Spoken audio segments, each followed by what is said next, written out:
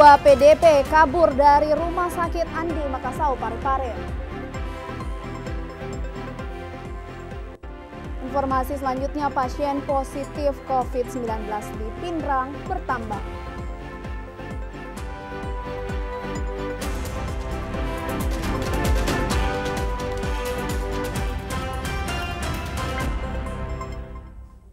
Assalamualaikum warahmatullahi wabarakatuh dan selamat sore. Lembaga Penyiaran Publik TVRI Sulawesi Selatan, media pemersatu bangsa, kembali hadir menjumpai Anda bersama saya Patricia Talakua selama 60 menit ke depan. Kami akan menemani Anda dengan sejumlah informasi menarik dan aktual. Dan untuk informasi pertama, kita awali dalam segmen Berita Utama.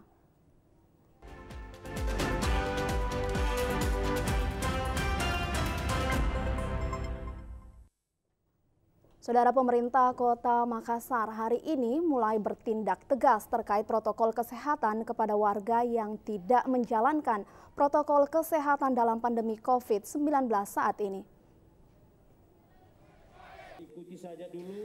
Dalam upaya memutus rantai penyebaran COVID-19 di Kota Makassar, pejabat Wali Kota Makassar Profesor Yusran Yusuf melepas tim disinfektan massal dengan melibatkan semua unsur baik TNI maupun Polri. Menurut Wali Kota, penyemprotan massal ini dilakukan pada ruang publik yang ada di kota agar dapat meminimalkan penyebaran COVID-19. Selain itu, pihak pemerintah kota juga menerapkan Perwali nomor 31 tahun 2020 tentang pedoman protokol kesehatan di Kota Makassar. Perwali ini akan menindak tegas bagi warga yang tidak menjalankan protokol kesehatan di tengah pandemi COVID-19 di Makassar, yang mana Makassar saat ini termasuk dalam zona merah penyebaran COVID-19. Pejabat Wali Kota Makassar, Profesor Yusran Yusuf, menekankan penerapan perwali ini merupakan upaya pemerintah Kota Makassar dalam penanganan COVID-19. Bagi masyarakat yang melanggar aturan perwali ini akan dikenakan sanksi dengan 3 kategori ringan, sedang, dan berat, bahkan dilakukan pembekuan KTP. Selain untuk warga, perwali ini juga untuk kalangan pengusaha bagi tempat usaha yang tidak mengikuti protokol kesehatan. Kita fokus kepada penegakan disiplin, ya. Jadi penegakan disiplin penerapan protokol kesehatan. Oleh karena itu hari ini bergerak dan ini terus menerus, ya. Dan ini adalah kegiatan bersinergi antara gugus tugas yang disupport full oleh TNI Polri, ya. Nah, kita lihat ini adalah sebuah gambaran sinergitas yang bagus karena masalah pandemi COVID ini adalah masalah kita bersama. Jadi bagi warga yang tidak menggunakan masker itu bisa ditindak langsung di lapangan. Bisa dibubarkan kalau ada kerumunan yang tidak memenuhi protokol kesehatan. Begitu juga kalau ada tempat aktivitas yang tidak mengikuti protokol kesehatan, bagi tempat usaha itu bisa juga langsung kita tindak, bubarkan, bisa ditutup, bisa dicabut izinnya. Penerapan Perwali nomor 31 tahun 2020 dilaksanakan hari ini, bahkan pihaknya akan melakukan patroli di setiap sudut kota bekerja sama Satpol PP, TNI, dan Polri. Asdar Eko melaporkan. Pasien dalam pengawasan PDP COVID-19 kabur dari ruang isolasi Rumah Sakit Umum Andi Makassau, Kota Parepare, Sulawesi Selatan. Kedua pasien tersebut adalah seorang ibu dan anak berusia 12 tahun. Tim gugus tugas percepatan penanganan COVID-19 Parepare dikejutkan dengan 2 pasien kabur dari lokasi isolasi RS Andi Makassau Parepare pada Jumat 19 Juni kemarin. Kedua pasien merupakan ibu dan anak berusia 12 tahun kabur dari ruang isolasi RS Andi Makassau Parepare. Diduga kedua pasien ini kabur ke Kota Makassar ketika mengetahui adanya kapal yang akan berangkat ke Samarinda, Kalimantan Timur pada hari itu. Karena itu, tim gugus tugas penanganan COVID-19 Parepare merazia sejumlah kendaraan yang melintas di 3 perbatasan Kota Parepare, yakni Baru, Sidrap, dan Pindrang. Hingga saat ini, tim gugus tugas penanganan COVID-19 Parepare masih terus melakukan pencarian sejak sore kemarin. Sebelumnya, kedua pasien ini diketahui reaktif positif COVID-19 saat hendak bermohon untuk dibuatkan keterangan rapid test sebagai persyaratan untuk perjalanan laut ke Samarinda, Kalimantan Timur. Namun saat rapid test, keduanya reaktif dan diminta untuk diisolasi sambil menunggu hasil swab.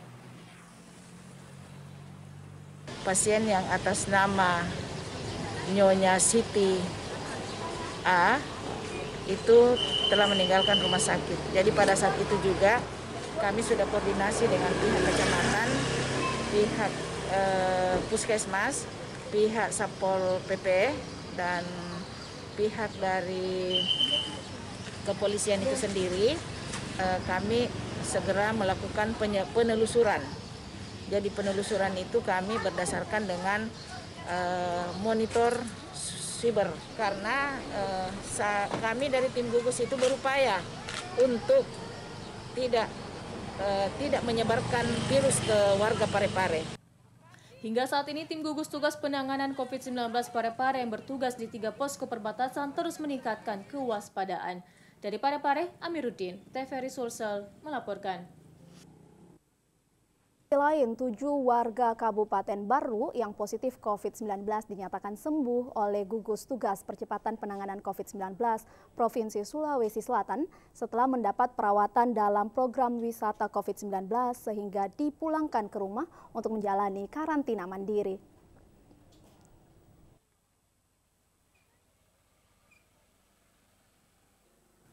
Tujuh warga Kabupaten Baru yang positif COVID-19 dirawat di beberapa hotel di Kota Makassar dalam program wisata COVID-19 Gugus Tugas Percepatan Penanganan COVID-19 Provinsi Sulsel. Akhirnya dinyatakan sembuh setelah hasil swab negatif 2 kali berturut-turut dari Balai Besar Laboratorium Kesehatan Makassar. Dari 7 warga baru yang sembuh, salah seorang diantaranya guru pondok pesantren DDI Mangkoso, Kecamatan Sopeng Riaja, Kabupaten Baru. 4 orang lainnya tenaga medis di Puskesmas Malawa, Kecamatan Malusetasi, dan seorang warga Kabupaten Baru yang terkonfirmasi di Kabupaten Sidrap. Ketua Gugus Tugas Percepatan Penanganan COVID-19 Baru, Suwardi Saleh, mengatakan, ke-7 pasien warga Kabupaten Baru ini berasal dari 3 klaster akan dipulangkan ke rumah masing-masing untuk selanjutnya menjalani karantina mandiri selama 14 hari sesuai protokol kesehatan COVID-19. Tim medis dari puskesmas setempat akan tetap melakukan pengawasan langsung. Sementara warga yang bertetangga dengan ke-7 warga yang sembuh dari COVID-19 diminta tidak panik dan selalu menghindari kerumunan, selalu mencuci tangan dengan sabun sebelum dan sesudah beraktivitas agar terlindungi dari COVID-19.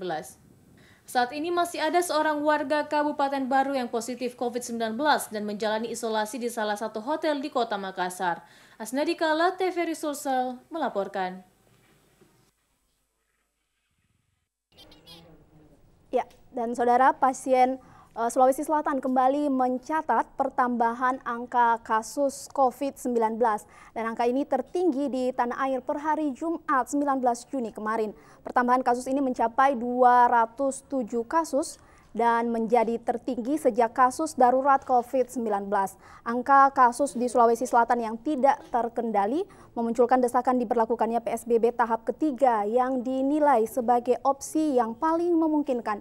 Untuk mengetahui apakah langkah tersebut sudah sesuai, dan berikut kita akan mendengarkan dan berbincang bersama dengan Prof. Idrus Paturusi selaku Ketua IKA Unhas dan Prof. Amran Rasak, anggota IKA COVID-19 Unhas. Assalamualaikum Prof, selamat sore. Waalaikumsalam. Ini menarik untuk diperbincangkan Prof, melihat kemarin Sulsel cukup tinggi, 207 kasus menjadi tertinggi di tanah air. Terkait dengan hal ini, apakah opsi PSBB tahap ketiga yang mulai diberlakukan hari ini perlu dilanjutkan atau seperti apa, Prof? Ya, jadi saya kira angka ini kan membuat kita semuanya prihatin ya. Betul. Karena kalau kita juara di bidang lain, tapi ini juaranya kan juara COVID ya. Nah, sehingga kami dari IKA memang itu sejak beberapa waktu yang lalu itu sudah bersepakat untuk bersama-sama membantu pemerintah. Agar supaya paling tidak kita bisa menekan angka penularan ini atau angka kesakitan yang baru.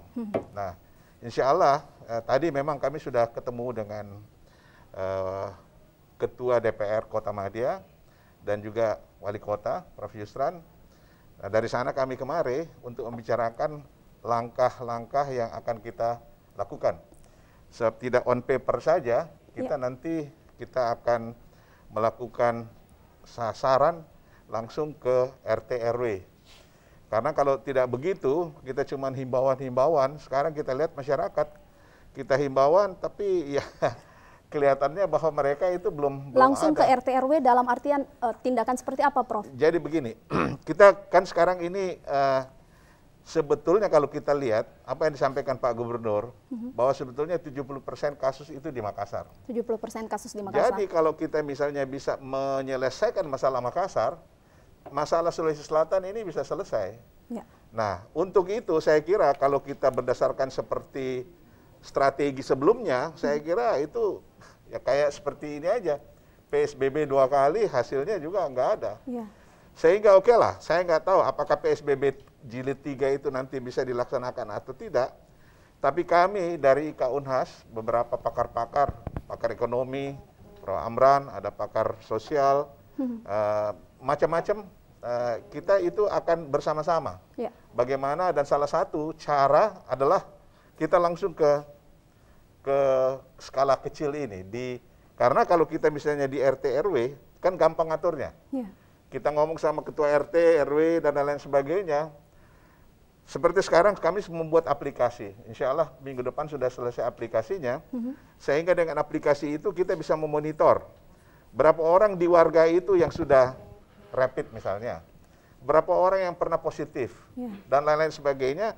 Semua ada data sehingga gampang kita melakukan tindakan. Ada mapping untuk monitoring hal itu. Mapping, ada monitoring, dan kita bisa mengetahui apa yang akan kita lakukan. Oke. Nah, ini kira-kira salah satu pemikiran kami yang bukan, saya katakan tadi, bukan di atas kertas saja, tapi kita bersama mahasiswa dan lain sebagainya itu untuk turun ke bawah bersama-sama menyelesaikan masalah ini. Baik. Dan itu insya Allah. Terkait dengan rekomendasi dari IKA Unhas sendiri, Prof, selain tadi bahwa karena kasusnya 70% kemudian akan turun ke RT RW, apa saja lagi, Prof, yang akan coba dilakukan oleh IKA Unhas dalam hal ini? Jadi saya kira nanti mungkin Prof. Amran akan sampaikan, sebetulnya beberapa rekomendasi yang kita sudah buat, dan itu kita sudah sampaikan ke Ketua DPR Provinsi dan DPR Kota Madia.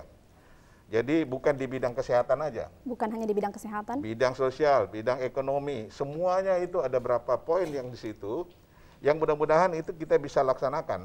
Jadi di samping pemikiran yang kita nanti sampaikan kepada DPR, melalui DPR, nanti DPR ke eksekutif, nah itu kita bisa jalan. Tapi kita cuman bukan rekomendasi saja, tetapi saya melihat juga begini. Apa yang telah dikerjakan pemerintah ini saya kira cukup bagus.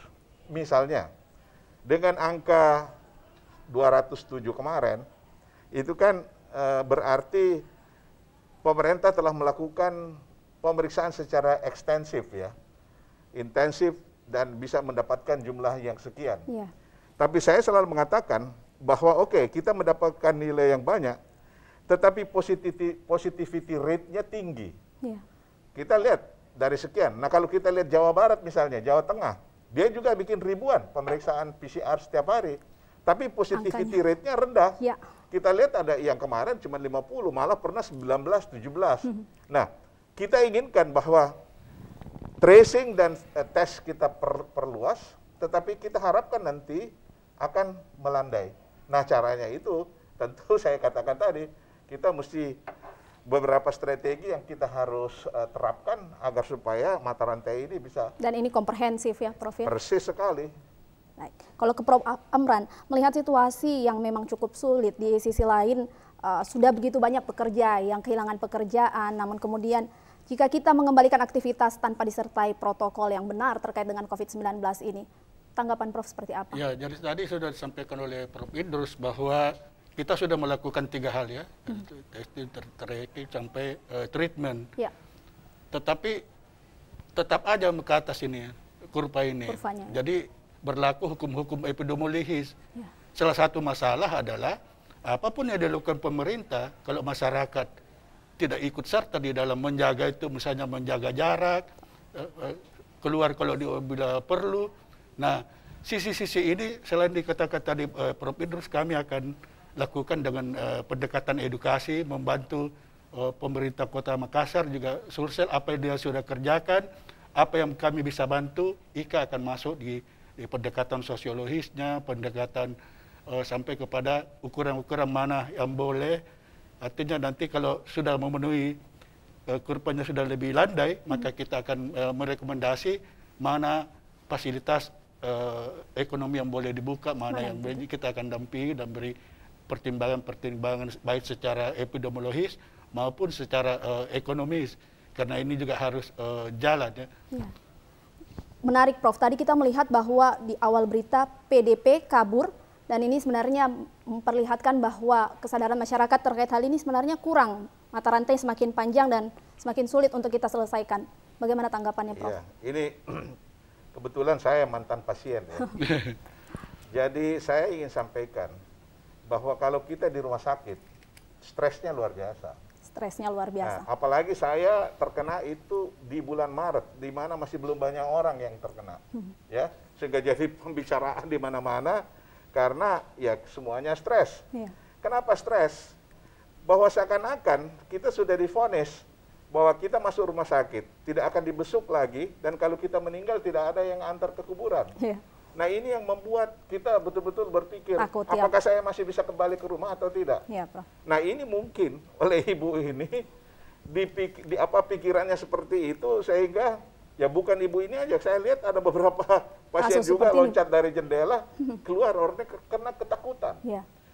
Nah ini yang barangkali sistem manajemen yang kita harus rubah. Saya sudah sampaikan kepada Dirut, supaya jangan terlalu kaku dalam hal pelayanan. Ya. Jadi seakan-akan kita itu sebagai pasien, ya itu boleh saya katakan bahwa kita itu lebih takut kepada kita daripada orang kusta. Ya, orang kusta itu masih kita bisa ngobrol-ngobrol, tapi ini takut sekali. Orang mau ketemu kita ya mesti pakai baju astronot dan lain sebagainya, dikasih makanan di dalam bentuk plastik dan seterusnya. Dan ini kan menyebabkan orang pada takut semua. Perubahan apa yang sebenarnya harus dilakukan? Nah, saya kira kemarin ada yang bagus tuh dari urusan waktu ketemu dengan Pak JK. Usulan direktur bahwa mungkin akan ada sistem, jadi misalnya kalau ada keluarga yang datang besuk, dia nggak ketemu, tetapi dengan CCTV atau televisi Bisa tetap monitor, komunikasi. bisa komunikasi. Betul. Karena kalau orang masuk sekarang ke rumah sakit, itu langsung tertutup, nggak ada apa-apa.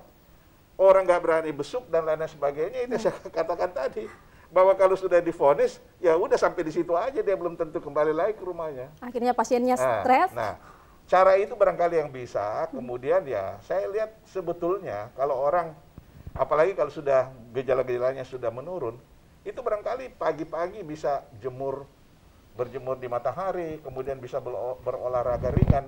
Ini membuat sehingga barangkali pasien itu tidak jenuh.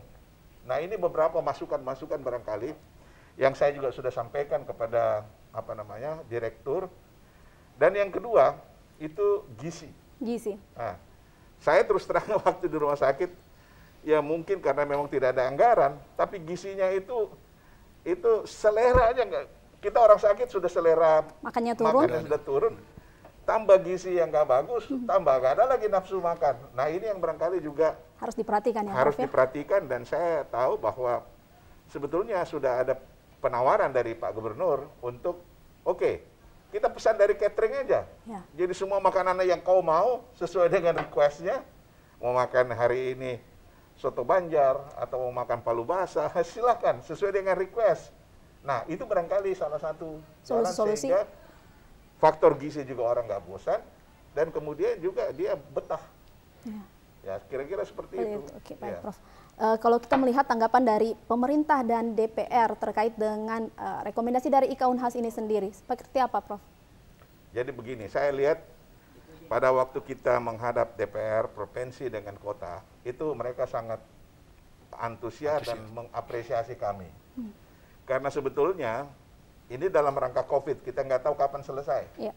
Nah, itu banyak sekali poin-poin yang sebetulnya bisa masuk di dalam program kerja DPR. Yang bisa dia sampaikan ke pemerintah provinsi atau kota. Ya. Nah, seperti tadi ini sekarang masih jalan barangkali di gugus COVID Kota Madya, bahwa antara kami, DPR, wali kota ada di sana. Sehingga dengan ini kan kita bersinergi. Saya sudah katakan tadi, kalau masing-masing kita jalan sendiri, sulit kita mau mengatasi ini. Tapi kalau kita bersama-sama, insya Allah lah.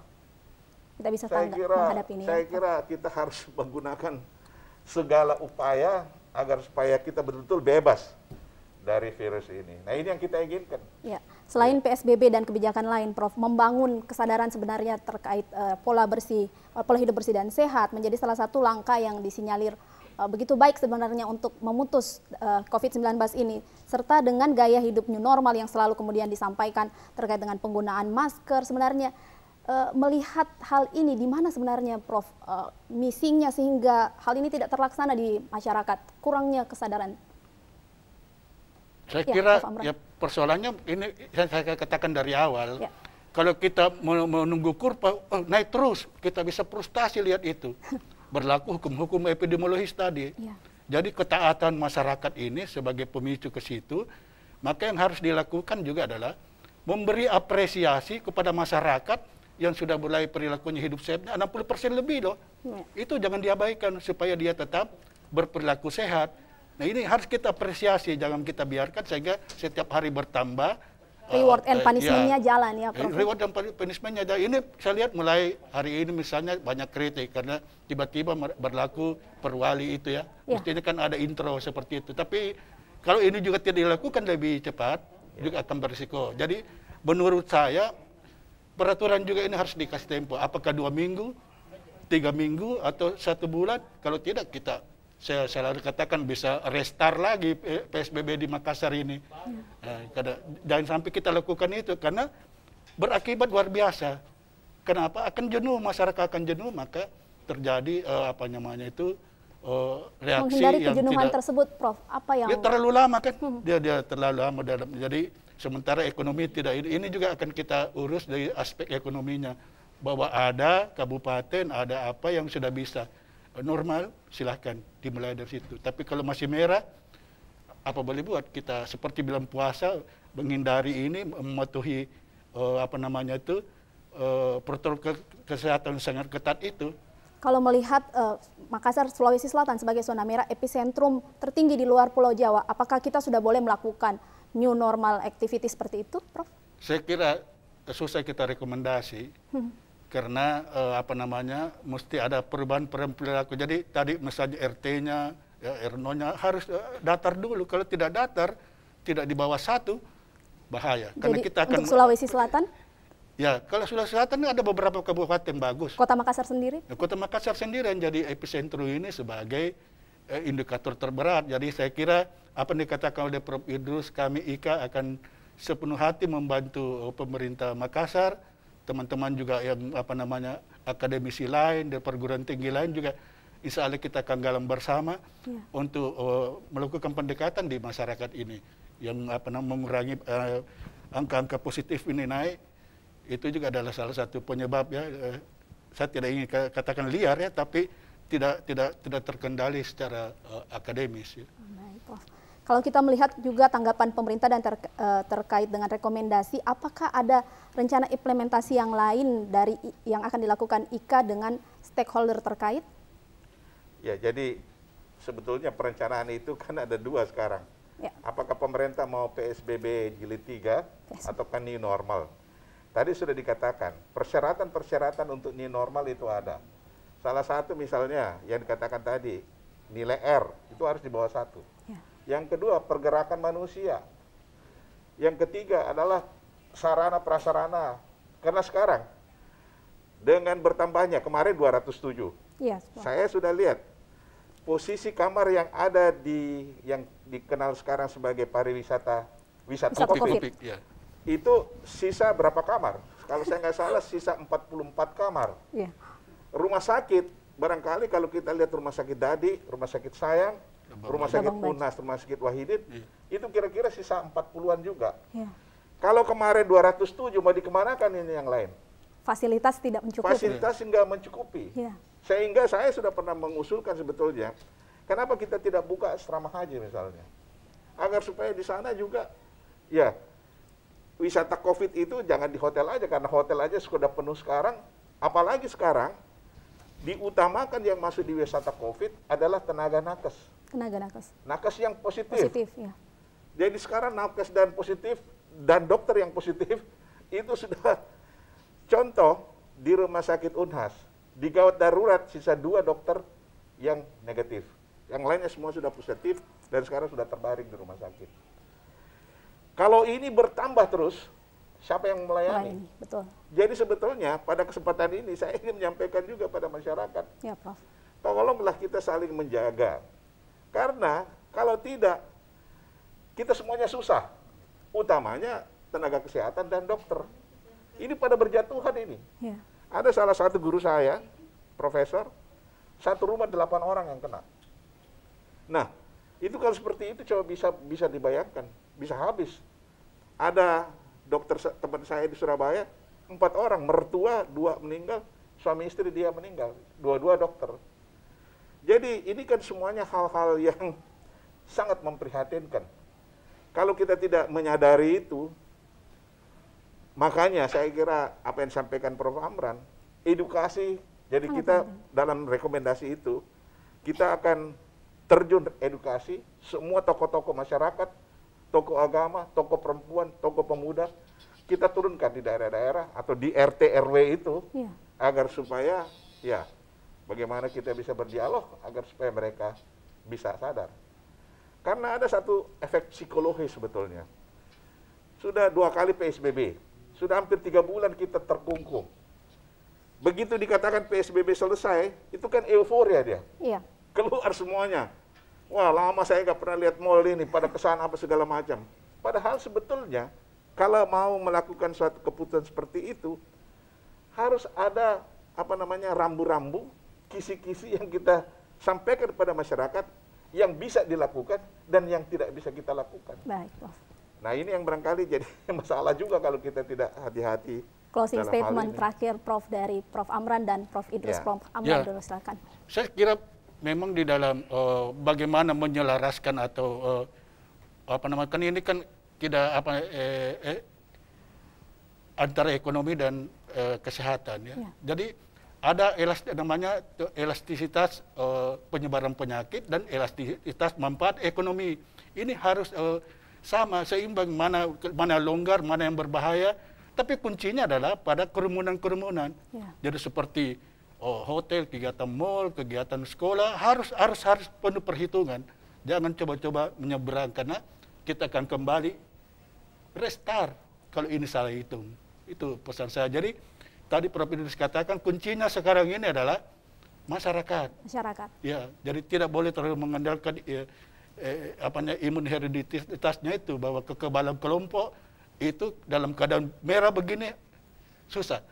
Jadi saya kira kesadaran masyarakat bahwa kalau dia berlaku baik untuk dirinya, maka sebenarnya dia menjaga keluarganya, juga menjaga tetangganya. Baik. Prof. Idrus, silahkan. Ya, saya kira ada satu hal, kalau kita memang mau masuk new normal ya.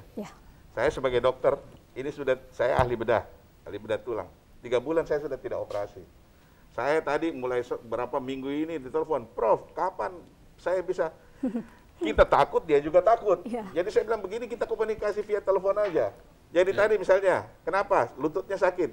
Saya kasih tahu rumah sakit, tolong foto dulu, kirim fotonya ke saya, kemudian kita bisa diskusi lewat itu. Telekonsul. Nah, karena kalau tidak, kalau masih dalam situasi seperti ini, contoh misalnya, kalau new normal, di rumah sakit UNHAS itu biasanya setiap hari kita melayani 600 orang outpatient di poliklinik. Yang kalau kita mau new normal kan physical distancing mesti ada. Jadi ya paling tidak barangkali harus dibagi mungkin sepertiganya aja barangkali. Yang kedua barangkali ya kita kan tidak tahu ini OTG dia barangkali carrier, dia bawa virus, sehingga kita juga dokter-dokter itu harus mempersiapkan untuk menjaga diri agar supaya tidak pada tumbang lagi.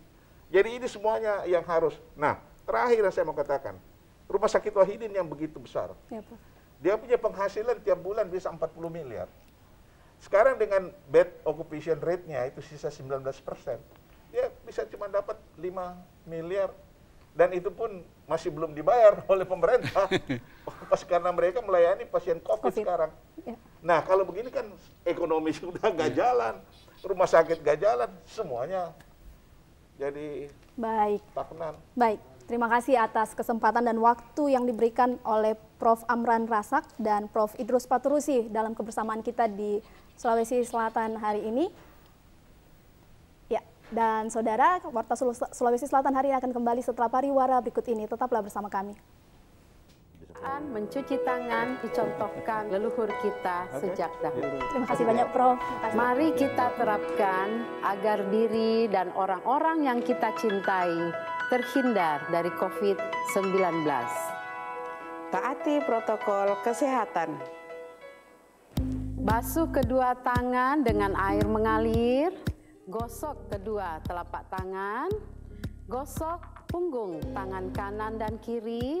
Gosok kedua selajari, saling kaitkan kedua tangan, lakukan gerakan memutar pada masing-masing jempol, gosok masing-masing ujung jari, bilas setelah minimal 20 detik, segera keringkan. Dengan semangat kebersamaan, kita bebaskan Makassar dari COVID-19.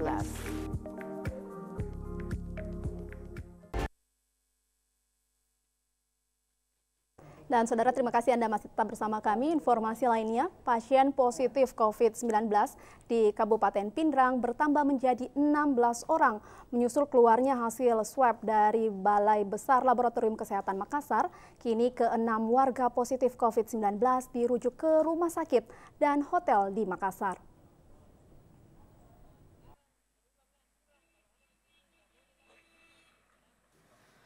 Enam orang warga Kabupaten Pindrang berstatus orang tanpa gejala atau OTG dinyatakan positif COVID-19 berdasarkan hasil swab dari Balai Besar Laboratorium Kesehatan Makassar. Sehingga tim gugus tugas percepatan penanganan COVID-19 daerah Kabupaten Pindrang merujuk ke 6 pasien tersebut ke sejumlah rumah sakit rujukan COVID-19 di Kota Makassar dan sejumlah hotel dalam program wisata COVID-19.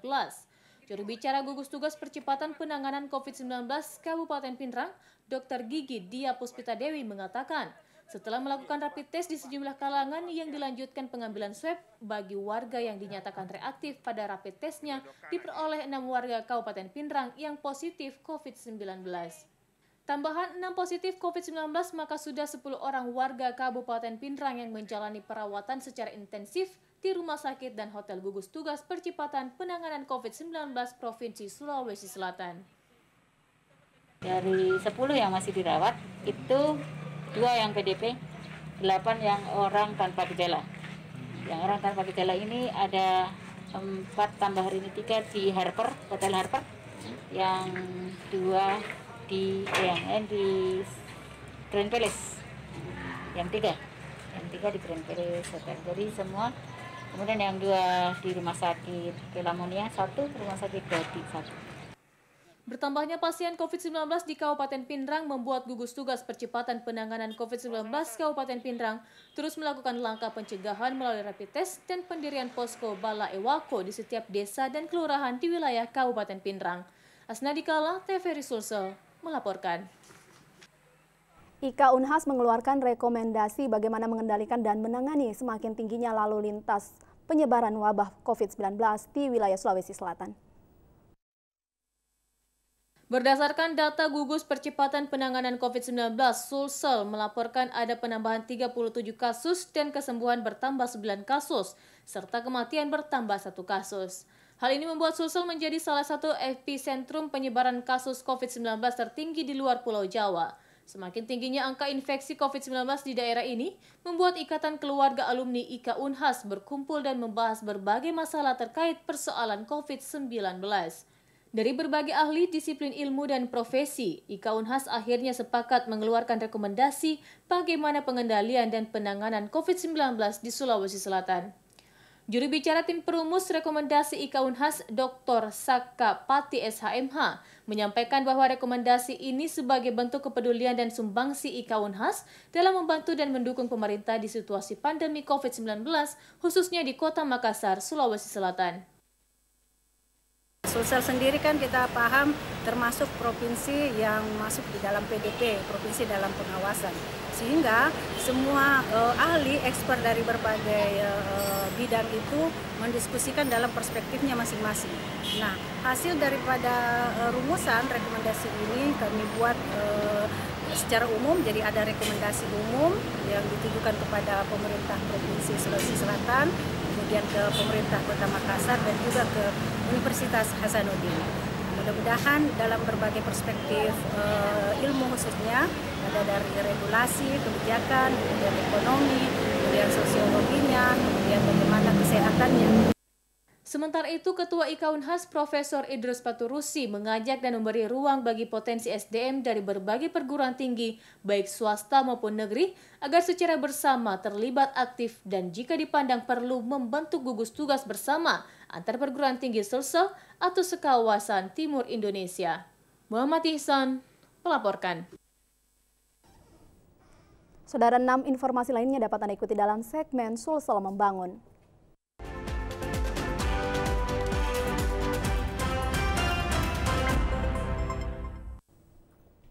Masyarakat di pulau terluar Kabupaten Pangkep yang berdomisili di 8 desa dan 1 kecamatan, Kecamatan Liukang Tangaya menerima bantuan sosial tunai BST penanganan COVID-19. Bantuan sosial tunai atau BST untuk warga yang terdampak COVID-19 di pulau-pulau resmi disalurkan melalui kantor pos pusat Makassar. Petugas kantor pusat pos Makassar berangkat dari Pelabuhan Potere Makassar membawa BST dan dikawal oleh aparat kepolisian dari Polrestabes Makassar. Mereka menyasar warga miskin di pulau-pulau terluar yang berada di Kabupaten Pangkep. BST disalurkan ke 8 desa dan 1 kelurahan di Kecamatan Liukang Tangaya. Warga pulau mengantri pengambilan bantuan sosial tunai di kantor desa masing-masing. Warga pulau yang sudah menerima yakni di Desa Balo-Baloang, Desa Sabaru, Desa Matalang, dan Kelurahan Sapukat. Mereka mendapat BST dengan cara mengantri di kantor desa masing-masing dengan tetap menerapkan protokol COVID-19 seperti pakai masker dan jaga jarak. Kalau di Pulau Balo-Baloang sendiri, di Desa Balo-Baloang, kemarin kita sudah menyalurkan itu 2 dusun. Ada 2 dusun, Dusun Balo-Baloang dan Dusun Sumanga. Oh ya, 3, Dusun Balo-Baloang Cadi. Penerima untuk di Dusun Balo-Baloang sendiri itu ada 25 KPM. Untuk di Dusun Balo-Baloang Cadi itu ada 2 KPM. Sedangkan untuk di Dusun Sumanga itu ada 31 KPM. Jadi untuk sementara kita 3 dusun dulu. Nanti setelah itu kita ke Sapuka, nanti penyalurannya di titik Sapuka itu Dusun Pelokan dan Langkoitang. Ya, mungkin seperti itu. Itu dibayar satu kaligus 3 kali? Iya, jadi pos datang itu langsung 3 tahap. Tahap pertama, tahap 2, tahap 3. Jadi totalnya ada 1,8 1 KPM. 1 KPM, 1 penerima ya? Iya, 1 penerima itu 1.800.000. Jadi langsung 3 tahap. Ya. Sulitnya medan dan alat transportasi menuju ke pulau-pulau terluar Kabupaten Pangkajene Kepulauan menjadi alasan BST ini disalurkan sekaligus 3 tahap. Dari Kabupaten Pangkep, Herman Kampuna, TVRI Sulsel melaporkan. Saudara, untuk mengetahui informasi terkini terkait dengan COVID-19, Anda dapat memindai QR Code yang tertera di layar kaca Anda.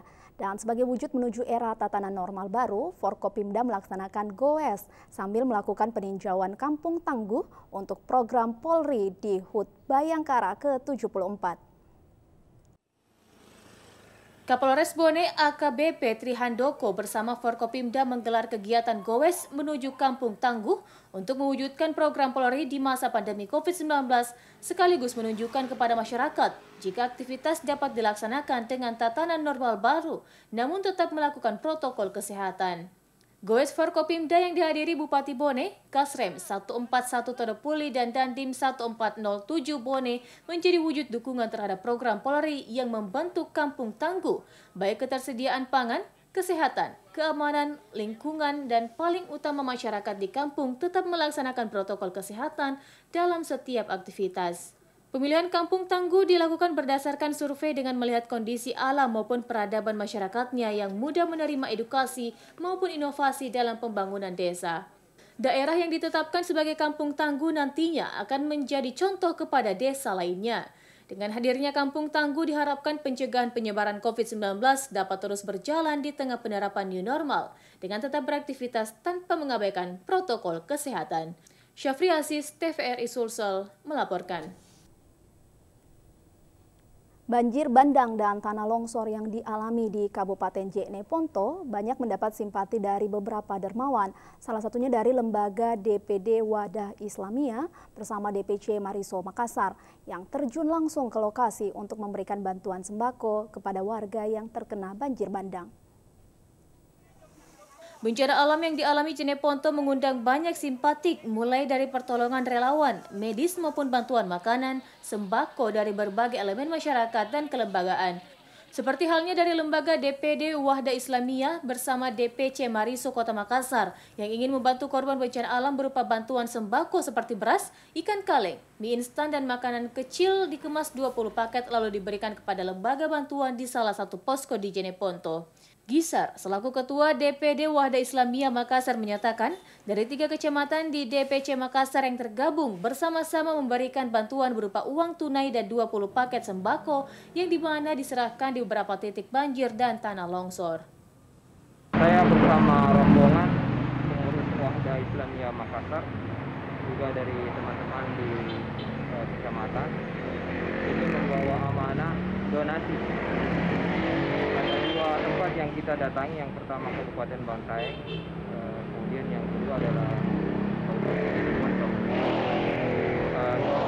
Dana yang kita salurkan kurang lebih 8 juta dengan paket sembako itu 20 paket senilai 200.000 per paket. Gisar menambahkan selain bantuan, sebelumnya sudah menerjunkan tim relawan maupun tim medis Wahda Islamiyah yang bekerja sama tim DPD di Jeneponto yang turut membantu di TKP dalam pencarian korban hingga evakuasi warga terdampak longsor. Firman, kontributor TVRI Sulsel, melaporkan. Masih terkait banjir, pelestarian lingkungan terus diupayakan guna mengantisipasi musibah banjir dengan menanam pohon di lingkungan masing-masing.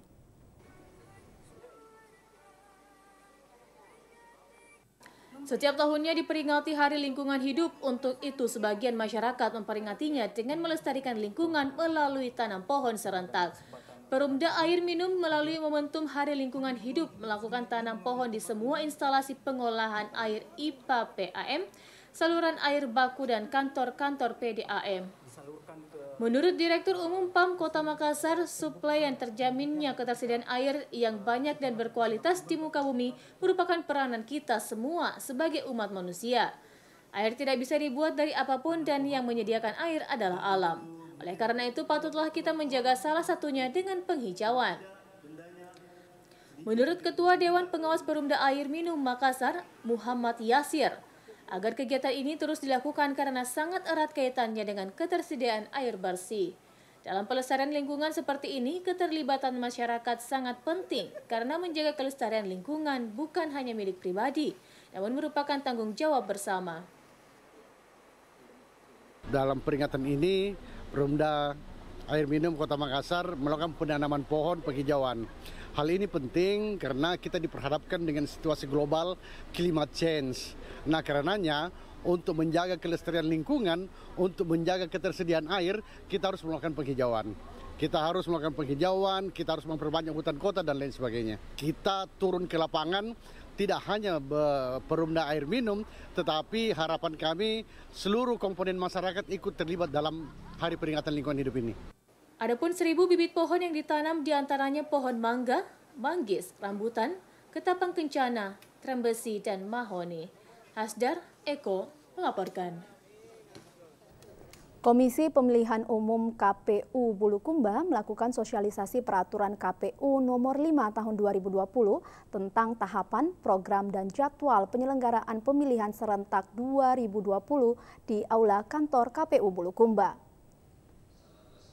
Sosialisasi PKPU nomor 5 tahun 2020 ini menjadi acuan bersama yang akan menyelenggarakan pilkada serentak yang sempat tertunda karena pandemi COVID-19. Berkaitan dengan lanjutan pelaksanaan pilkada di Kabupaten Bulukumba, Ketua KPU Bulukumba, Kaharudin, menyampaikan kesiapannya untuk menyukseskan pilkada Bulukumba tahun 2020. Dikatakan melaksanakan pilkada di masa pandemi ini, konsekuensinya ada pada penambahan anggaran, di mana penambahan anggaran tersebut melalui APBN yang didorong ke KPU Kabupaten. Adapun penambahan anggaran yang disupport melalui APBN yang didorong ke KPU Bulukumba sebesar 10 miliar rupiah, yang terbagi dari 7,9 miliar rupiah untuk alat pelindung diri dan 2,1 miliar rupiah untuk pemenuhan honor ad hoc. Dikatakan penambahan anggaran tersebut karena ada penambahan TPS, di mana masa pandemi COVID-19 maksimal 500 pemilih per TPS, dibanding pilkada sebelumnya itu maksimal 800 pemilih per TPS. Sebagai konsekuensi melaksanakan pemilihan bupati di masa pandemi ini, salah satu konsekuensinya memang ada penambahan anggaran. Dan sebagaimana saya jelaskan tadi bahwa komitmen pemerintah untuk alat pelindung diri yang kalau menormalkan kan tidak ada. Alat pelindung diri ini di masa pandemi itu disupport melalui APBN, anggaran APBN yang masuk di KPU RI lalu kemudian didorong ke KPU kabupaten masing-masing.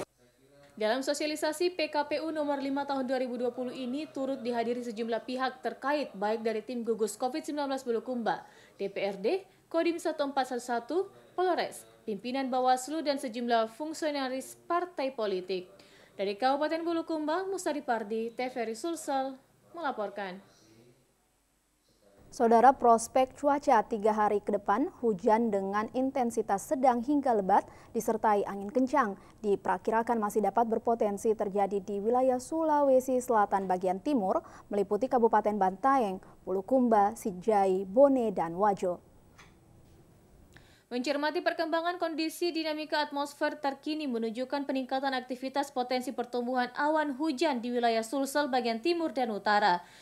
Data dari pihak Badan Meteorologi, Klimatologi, dan Geofisika menyebutkan terjadi peningkatan intensitas curah hujan dengan kategori lebat hingga ekstrim atau di atas 50 mm per hari dalam kurun waktu terakhir di beberapa pos pengamatan curah hujan di Kabupaten Bantaeng dan Jeneponto.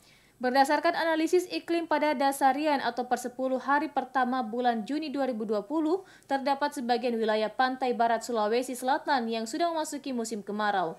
Sementara wilayah pantai selatan yaitu Bantaeng, Bulukumba, dan pantai timur meliputi Kabupaten Bulukumba, Sinjai, Bone, Wajo sedang mengalami musim hujan dengan intensitas lebat hingga sangat lebat. Data ini diperkirakan masih dapat berpotensi terjadi di wilayah Sulsel bagian timur meliputi Kabupaten Bantaeng, Bulukumba, Sinjai, Bone, dan Wajo. Sama halnya dengan wilayah Sulsel bagian utara meliputi Kabupaten Luwu Utara, Luwu Timur, Luwu, Palopo, Tanah Toraja, dan Toraja Utara. Dalam 3 hari ke depan, hujan dengan intensitas sedang hingga lebat disertai angin kencang di pesisir selatan dan timur Sulsel mencapai 25 knot atau 50 km per jam. Maria Isma, Erik, TVRI Sulsel mewartakan. Sejumlah informasi dari berbagai daerah di Sulawesi Selatan dapat Anda ikuti dalam segmen Lintas Daerah berikut ini.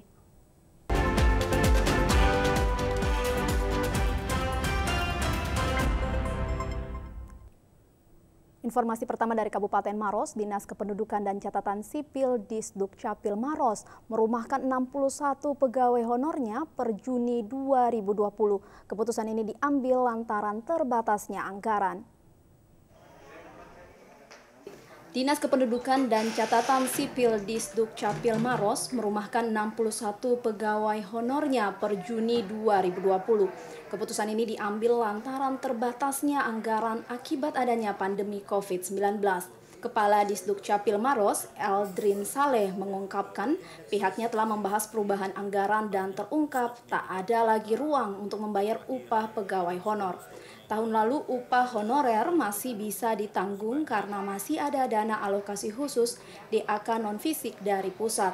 Anggarannya dialokasikan untuk sosialisasi ke lapangan, namun dengan adanya COVID-19 anggaran tersebut telah dipotong pusat. Untuk itu Disdukcapil terpaksa memberhentikan sementara pegawai honornya. Nah, dengan adanya COVID, anggaran itu kita langsung dipotong dari pusat. Jadi tidak ada sama sekali ruang lagi untuk menyisihkan dari anggaran-anggaran yang ada karena kita dipotong karena COVID. Nah, berdasarkan pertimbangan itu, para kepala bidang dan sekretaris kita coba untuk merumahkan saja dengan pertimbangan tidak ada lagi harapan untuk memberi sedikit pun upah, jadi tidak ada sama sekali. Sebelumnya puluhan pegawai honor Disdukcapil yang dirumahkan mengadu ke DPRD, rapat dengar pendapat RDP pun telah digelar pada Senin 15 Juni 2020 lalu. Ketua Komisi 1 DPRD Maros, Abidin Said, pun mempertanyakan izin Bupati atas kebijakan tersebut. Memutus tali rantai pungli karena dikhawatirkan katanya kalau tenaga honorer masuk tidak ada honorernya, kasihan dia mungkin jadi calo-calo kan, bahwa alasannya bahwa dirumahkan itu sebetulnya sifatnya sementara, jadi pada saat kembali normal anggaran sudah mungkin akan dipanggil kembali. Karena itu, Kepala Disduk Capil Maros, Eldrin, menegaskan jika nantinya pendataan pegawai honor kembali dilakukan, pegawai honorer yang telah dirumahkan akan dipanggil kembali. Keputusan ini pun juga telah dilaporkan ke Bupati Maros. Dari Maros, Herman Kambuna, TVRI Sulsel melaporkan. Beralih ke Kabupaten Bone, Organisasi Kepemudaan Laskar Arung Palaka melakukan aksi unjuk rasa di Mapolres Bone meminta penuntasan 4 tuntutan penyelesaian hukum termasuk mencopot Kasat Pol PP dan Kasat Narkoba. Diawali berkonvoi menggunakan sepeda motor dari markas Laskar Arung Palaka menuju Mapolres Bone, para pengunjuk rasa langsung menggelar orasi di depan pintu gerbang utama Mapolres Bone oleh Ketua LAP Andi Akbar bersama anggota lainnya. Dalam orasinya disampaikan 4 tuntutan kasus hukum yang sampai saat ini belum ada penyelesaian sehingga meminta Kapolres Bone, AKBP Tri Handoko Wijaya Putra untuk menuntaskan penyelesaian secara hukum termasuk mencopot Kasat Pol PP dan Kasat Narkoba serta kanitnya.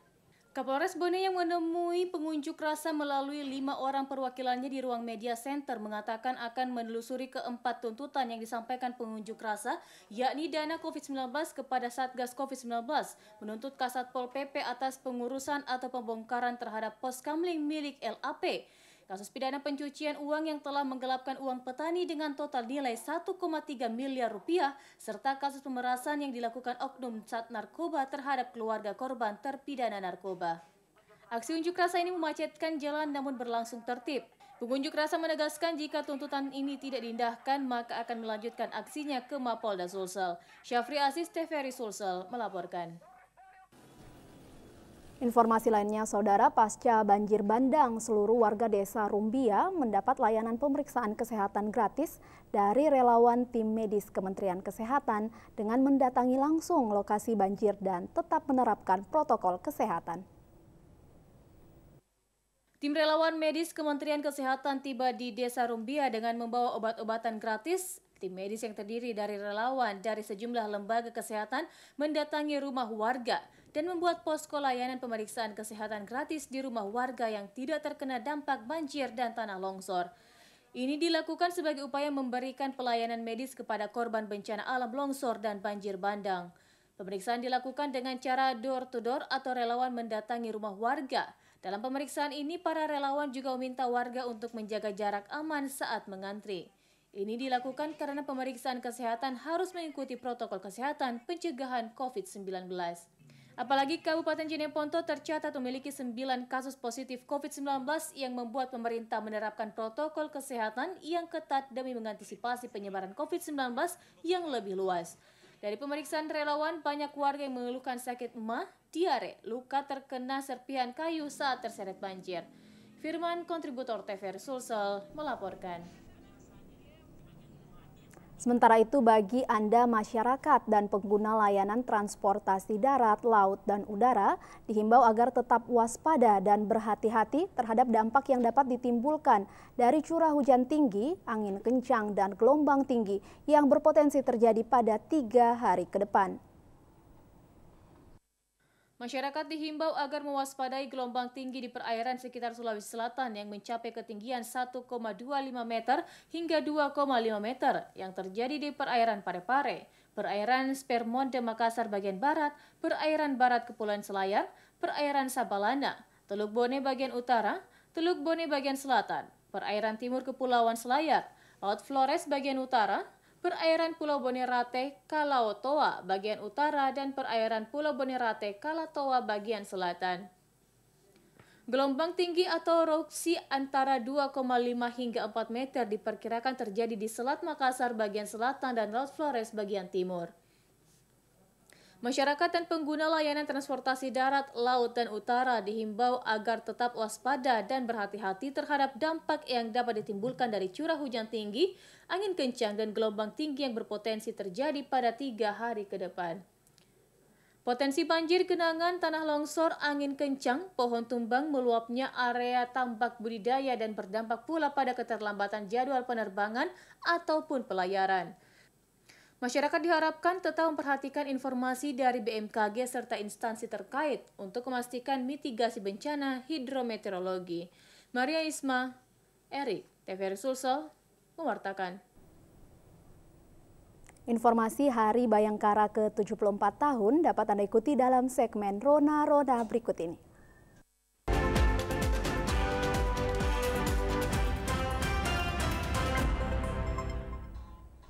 Memeriahkan hari ulang tahun Bayangkara ke-74 tahun ini, Polda Sulawesi Selatan menggelar lomba nyanyi lagu daerah secara virtual dan babak grand final 27 Juni mendatang akan disiarkan secara live di TVRI Sulawesi Selatan.